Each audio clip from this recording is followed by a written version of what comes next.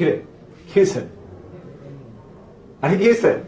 আরে হালায় কয় ব্যান্ড মিউজিক নাকি মিউজিক না। আরে বেটা হারমোনিয়াম দিয়ে বাজালে মিউজিক হয়, আর ইলেকট্রিক গিটার দিয়ে বাজালে মিউজিক হয় না। তুই মিউজিকের কি বুঝো? আচ্ছা ওই হয়েছে, উত্তেজিত হওয়ার কিছু আর উত্তেজিত হওয়ার কিছু নাই মানে? ও আমার মিউজিক বুঝায় বেটা, আমি বলতেছি তো আরে মিউজিক বুঝায় তারপরে বলবো।